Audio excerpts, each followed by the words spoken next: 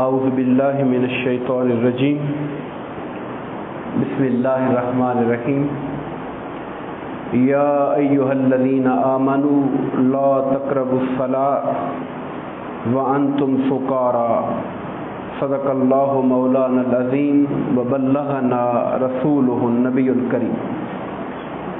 محترم و مکرم قابل قدر احترام سامعین بھی احتشام، اللہ تبارک و تعالی کے فضل و کرم اور اس کے حبیب کریم حضور نبی اکرم صلی اللہ علیہ وآلہ وسلم کے نالین پاک کے تصدق سے ہم انشاءاللہ سورہ النساء کی آیت نمبر 43 کے حوالے سے گفتگو کریں گے۔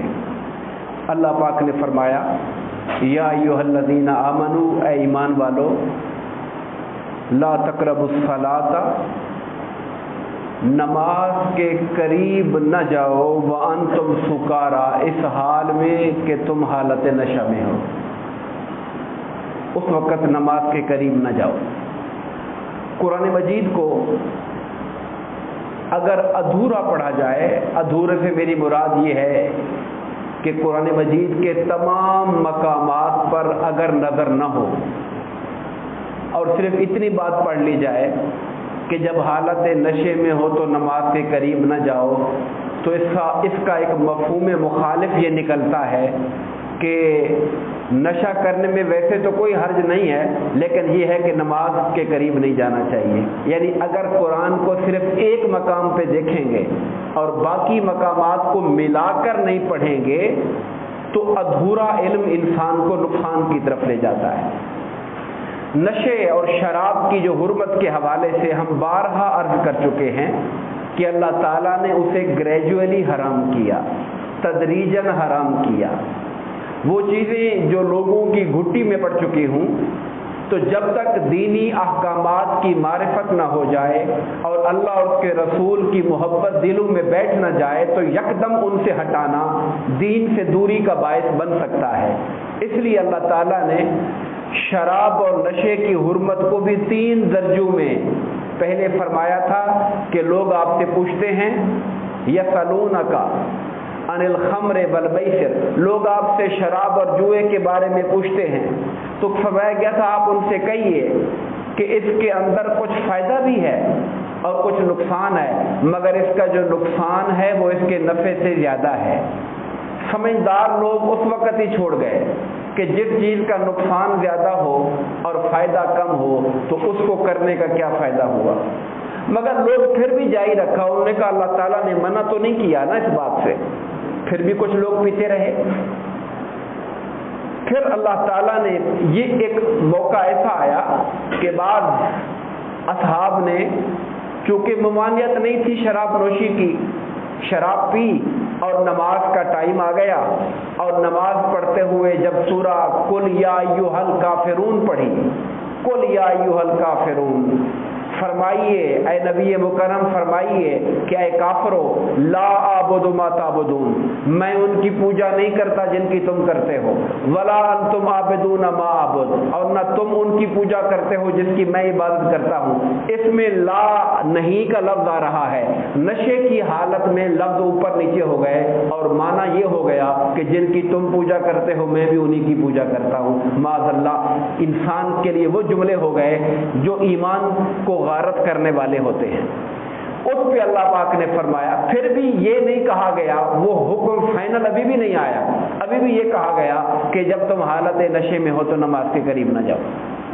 پھر بعد میں اور واقعات ہوئے، لوگ ایک دعوت پر تھے، کھانا شانا کھایا، وہاں پر ڈرنکنگ شروع کر دی، اور پھر کسی نے ذکر کر دیا تمہارا دادا ایسا تھا، اس نے کہا نہیں تمہارا دادا ایسا تھا۔ اس پر باپ دادا کا ذکر کرتے کرتے لڑائی چھڑ گئی، اٹھا کے ہڈیاں ایک دوسرے کو ماری، سر پھوڑ کے رکھ دیے۔ اس پہ عمر فاروق رضی اللہ تعالیٰ عنہ نے حضور کی بارگاہ میں عرض کی، یا رسول اللہ، اس شراب خانہ خراب کے بارے میں کوئی واضح حکم ہمیں اللہ سے دیجیے، کوئی واضح حکم آ جائے۔ اس پر اللہ تبارک و تعالیٰ نے پھر یہ آیات نازل فرمائیں جس میں فرمایا تھا کہ یہ جو شراب ہے اور جوا ہے اور یہ جو پانسے کے تیر ہیں یہ ناپاک شیطانی کام ہے، اے ایمان والو ان سے باز آ جاؤ، کیا تم باز آؤ گے یا نہیں آؤ گے؟ تو تب جا کر یہ چیزیں کلیتاً حرام قرار دی گئی۔ یہ حکم دینے کے بعد اگلا فرمایا ولا جنبن، اور نماز کے قریب نہ جاؤ اس حال میں کہ تم حالت جنابت میں ہو۔ جنوبن، جنابت، یہ حالت جنابت کیا ہوتی ہے؟ جب انسان اپنے ازدواجی تعلق قائم کرتا ہے اپنی بیوی کے ساتھ، یا کسی وجہ سے انسان پر جب غسل واجب ہو جاتا ہے، کسی بھی وجہ سے غسل جب واجب ہو جاتا ہے تو غسل کرنے سے پہلے پہلے ناپاکی کی جو حالت ہے اسے جنابت کی حالت کہتے ہیں۔ یہ جو حالت جنابت ہے اس کے اپنے احکامات ہیں۔ آپ جانتے ہیں کہ حالت جنابت میں قرآن مجید کو چھونا منع ہے، قرآن مجید کا پڑھنا منع ہے، مسجد کے اندر نماز پڑھنا تو دور کی بات ہے، مسجد میں قدم رکھنا منع ہے کیونکہ ہم ناپاک ہیں۔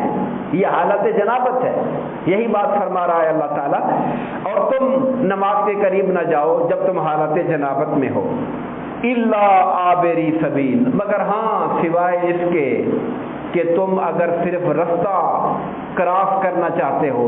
بعض علماء نے کہا یہاں نماز سے مراد نماز کی جگہ ہے، یعنی مسجد میں نہ جاؤ جب حالت جنابت میں ہو، سوائے اس کے کہ مسجد سے گزرنے کے علاوہ رستہ کوئی نہ ہو، وہاں سے ہی گزر کے جا سکتا ہے بندہ۔ مثلا اعتکاف کی حالت میں ہے اور غسل واجب ہو گیا ہے تو مسجد کے اندر ہے، اب مسجد سے گزر کے ہی اس کو وضو اور غسل کے لیے جانا پڑے گا۔ اس صورت میں بھی ہمارے ائمہ یہ کہتے ہیں کہ انسان جہاں بیٹھا ہے وہیں پر تیمم کر لے، تیمم کر لے۔ اور تیمم کا آگے ذکر آ رہا ہے، آپ یہ جو دیوار کی ٹائلیں لگی ہوئی ہیں اس پر بھی ہاتھ مار کے تیمم کر سکتے ہیں۔ تیمم کے لیے مٹی میں ہاتھ کا ملنا ضروری نہیں ہے، ہر وہ چیز جس کا تعلق مٹی کی جنس کے ساتھ ہے اس کے ساتھ تیمم ہو سکتا ہے، بھلے گرد و غبار ہو یا نہ ہو۔ اور اگر گرد و غبار اس کارپیٹ پہ ہاتھ لگانے سے اگر گرد اڑتی ہے تو اس پر بھی تیمم ہو سکتا ہے کیونکہ گرد موجود ہے اندر اس کے، تو پھر وہ بندہ تیمم کر کے وہاں سے نکل جائے اور جا کے اپنا غسل کرے اور غسل کر کے واپس آ جائے۔ تو مسجد کو کراس کرنے کی مجبوری ہو تو پھر اس کی الگ شکل ہے۔ فَإِن كُنتُم مَّرْضَىٰ، اگر تم بیمار ہو، او علی سفر، یا تم حالت سفر میں ہو، او جاء احد منکم من الغائط، یا تم میں سے کوئی اپنا واش روم باتھ روم استعمال کر کے آیا ہے، یعنی استنجا کر کے آیا ہے، چھوٹا بڑا پیشاب کر کے آیا ہے، او لامستم النساء، یا تم نے عورتوں کے ساتھ تعلق قائم کیا ہے، فلم تجدوا ماء، اور پھر اگر تم پانی کو نہ پاؤ، فتیمموا صعیدا طیبا، تو پھر تم پاکیزہ مٹی کے ساتھ تیمم کر لیا کرو۔ پاکیزہ مٹی، اب اللہ نے کتنے کسے بیان کرنی، بیمار ہو، بیماری اس طرح کی ہے کہ پانی کا استعمال نہیں کر سکتے، اگر پانی کو بدن پہ ڈالا تو بیماری کے بڑھنے کا خطرہ ہے، یا سفر میں ہیں اور پانی 1.5 کلومیٹر کے فاصلے تک دائیں بائیں آگے پیچھے دستیاب نہیں ہے، یا فرمایا اور یہ بھی کہا یہ جو کہا کہ اگر تو پھر تم اگر پاخانے سے واپس آؤ استنجا سے، یعنی چھوٹا پیشاب ہو یا بڑا پیشاب ہو، چھوٹی ناپاکی ہو یا عورتوں کے ساتھ تعلق قائم کیا، غسل واجب ہو گیا، یعنی وضو ٹوٹ گیا تھا پانی نہیں، تیمم تب بھی ہو سکتا ہے، غسل واجب ہو گیا تھا پانی نہیں یا پانی استعمال کرنے کی قدرت نہیں تب بھی تیمم ہو سکتا ہے۔ تیمم وضو کا بھی قائم مقام بنتا ہے، تیمم غسل کا بھی قائم مقام بن جاتا ہے، اور طریقہ اس کا ایک ہی ہے جو حدیث پاک کے اندر ذکر ہوا ہے۔ اللہ پاک نے فرمایا یہاں پر کہ پاک مٹی سے تیمم کرو، کیا کرو، فامسحوا بوجوہکم، اپنے چہروں کا مسح کرو، وایدیکم، اور اپنے ہاتھوں کا مسح کرو۔ یہ ہے غسل کے اندر، تیمم کے اندر صرف 2 فرض ہیں، چہرے کا مسح اور اپنے بازوں کا مسح۔ یہاں بڑی دلچسپ حدیث پاک ہے، حضرت عمار بن یاسر رضی اللہ تعالیٰ عنہ کہتے ہیں کہ میں سفر میں تھا، سویا تو مجھ پر غسل واجب ہو گیا، اب پانی کی دستیابی نہیں تھی وہاں پر اور نماز کا ٹائم بھی جانے والا تھا، تو میں زمین پہ لوٹنے پوٹنے لگ گیا، جیسے جانور زمین پہ کلابازیاں کھاتا ہے تو میں نے بھی ایسے کھانی شروع کر دی، یہ خیال کر کے کہ میں تیمم کر رہا ہوں۔ پھر میں نے نماز پڑھ لی، بعد میں جا کے حضور کو بتایا کہ میں نے ایسے کیا، سرکار نے کہا ایسا کرنے کی ضرورت نہیں ہے، تیمم تو صرف چہرے اور ہاتھوں کے مسح کرنے کا نام ہے۔ اس کا مصنون طریقہ میں سمجھائے دیتا ہوں۔ مٹی پر یا مٹی کی جنس کی کوئی چیز، یہ پتھر مٹی کی جنس ہوتی ہے، ریت مٹی کی جنس ہوتی ہے، چونا مٹی کی جنس ہوتی ہے، یعنی ہر وہ چیز جو زمین سے نکلتی ہے مٹی کے ساتھ جس کا تعلق ہوتا ہے، مٹی کی جنس کے ساتھ ہوتی ہے۔ میں نے آپ سے یہ بھی گزارش کی کہ یہ ٹائل لگی ہوئی بڑی صاف اور شفاف ہے، گرد ذرا بھی نہیں ہے، لیکن ہے تو مٹی کی جنس میں سے۔ تو مٹی پر یا مٹی کی جنس پر اپنے دونوں ہاتھ ایسے مارے جائیں، دونوں ہاتھوں کی انگلیوں کو تھوڑا تھوڑا کھلا رکھیں، بند ٹائٹ نہ کریں، تھوڑا تھوڑا کھلا رکھ کے اس کو زمین کے اوپر ماریں۔ اگر پیور مٹی پر مارا اور مٹی زیادہ لگ گئی ہے تو انگوٹھے پہ انگوٹھا مار کے مٹی گرا سکتے ہیں، ایسے ایسے کر کے مٹی نہیں گرانی، وہ ختم ہو جائے گا۔ پھر انگوٹھے پہ انگوٹھا مار کے مٹی کو گرایا جا سکتا ہے، اور پھر اپنے چہرے کے اوپر وہ مٹی والا ہاتھ پھیر دینا ہے، پورے چہرے کے اوپر مٹی والے ہاتھ کو پھیر دینا ہے۔ اس کے بعد دوبارہ مٹی پر ہاتھ مارنا ہے، اور دوبارہ مار کر یہ والا جو ہاتھ ہے میرا الٹا ہاتھ، اس کے ذریعے ہاتھ کے پیچھے سے لے جائیں اور ہاتھ کے اوپر سے لے جائیں۔ یہ ایک بازو کا ہو گیا۔ پھر دوسرے بازو کے لیے اس کو نیچے سے لے جائیں سیدھے ہاتھ کو، اور اپنے دوسرے بازو کے اوپر پھیر دیں، بس تیمم ہو گیا۔ تیمم اس سے ہو گیا، اسی کو تیمم کہتے ہیں۔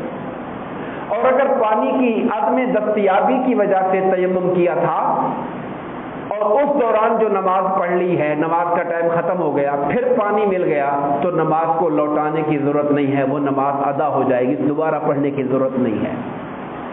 اس کا آج کے زمانے میں بھی ایک بڑا استعمال ہے، آپ کو معلوم ہونا چاہیے، ہمیں ضرورت پڑتی ہے۔ لوگ سوچیں گے جی آج کل تو ہر جگہ پانی ہے، اس کی کیا تیمم کی ضرورت نہیں ہے؟ ضرورت، دو موقعوں میں ضرورت پڑ جاتی ہے، ایک جنازے کے موقع پر اور ایک عید کے موقع پر۔ انسان عید پڑھنے کے لیے آیا، رش بہت زیادہ ہوتا ہے، کسی وجہ سے وضو ٹوٹ گیا، اب وہ وضو کے لیے نہیں جا سکتا، یا باہر جاتا ہے، رش ہے، نماز وضو کرتا ہے تو عید کی نماز چلی جائے گی۔ اب عید کی نماز کی قضا تو ہے کوئی نہیں، وہ تو چلی جائے گی۔ یا جنازہ ہم پہنچے ہیں، ہمارا خیال تھا وہاں جا کے وضو کر لیں گے، جب وہاں پہنچے پانی نہیں تھے، وضو کرنے جاتے ہیں، جنازہ گزر جائے گا۔ اب یہ مجبوری ہو گئی ہے۔ اس مجبوری کے عالم میں فوری طور پہ آپ کو جو مٹی دستیاب ہے، پاک جگہ، وہاں ہاتھ ماریں، اپنا تیمم کریں اور عید میں شامل ہو جائیں، نماز میں شامل ہو جائیں، تاکہ وہ عید کی نماز اور جنازہ کی نماز انسان کو مل جائے، اس سے مس نہ ہو جائے۔ تو میں سمجھتا ہوں کہ اس کی آج بھی ہمیں اسی طرح ضرورت ہے جس طرح آج سے اس زمانے میں جب پانی کی کمی ہوتی تھی تب ضرورت ہوتی تھی۔ اب ٹائمنگ کے ایشو کی وجہ سے ضرورت اس کی اب بھی ہو سکتی ہے۔ یہ سورہ نساء کی آیت نمبر 43 تھی جس پہ ہم نے گفتگو کی ہے۔ انشاءاللہ اس کی اگلی آیات پہ ہم کل گفتگو کریں گے۔ دعا فرمائیے اللہ تعالی ہم سب کو اپنے احکامات کو پڑھنے، سمجھنے اور عمل کرنے کی توفیق عطا فرمائے۔ آمین۔ وما علینا الا البلاغ المبین۔